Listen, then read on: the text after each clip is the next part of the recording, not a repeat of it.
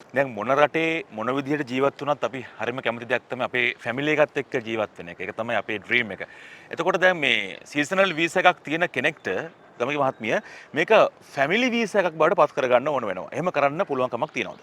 ඔව් නිමේෂ් පරිවර්තනය කරගන්න පුළුවන්. ඕක අපි දෙපැත්තටම කතා කරුවොත් ඉතාලියේ ඉන්න සීසනල් වීසා එකකට ආපු කෙනෙකුට පළවෙනි පර්මිසස් සොජෝර්නෝ එක ගත්තට පස්සේ අවුරුද්දක රෙසිඩන්ට් තියෙනවා නම් එයාට පුළුවන් එයාගේ පවුලේ අයව ගෙන්න ගන්න. ඒ වගේම ඉතාලියට ඇවිල්ලා වතු වීසා එකකින් පළවෙනි පර්මිසස් සොජෝර්නෝ එක අරගෙන මොනම විදිහකින්වත් එයාට පර්මිසස් සොජෝර්නෝ එක හදාගන්න බැරි වුණොත් එයාගේ සැමියා හෝ බිරිඳ ඉන්නවා නම් ඉතාලියේ පළවෙනි පර්මිසස් සොජෝර්නෝ එක පළවෙනි රැඳී සිටීමේ බලපත්‍රය ඉවර වෙලා අවුරුද්දක් ඇතුළත හැබැයි අවුරුද්දක් ඇතුළත මේ පළවෙනි පර්මිසස් සොජෝර්නෝ එක ඉවර වෙලා අවුරුද්දක් ඇතුළත ඔහුට ඔයාට පුළුවන් සැමියා හෝ බිරිඳ ඉතාලියේ ඉන්නවා නම් ෆැමිලි ආර් එක දාන්න ඉතාලියේ ඉඳගෙනම ලංකාවට එන්නේ නැතුව.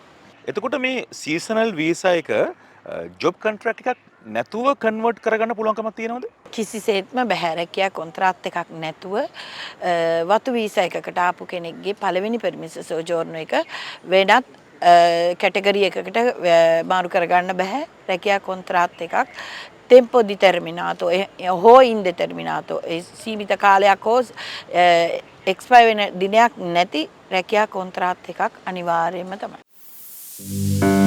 Punto Immigrati. Api Bashavin Api Tanak.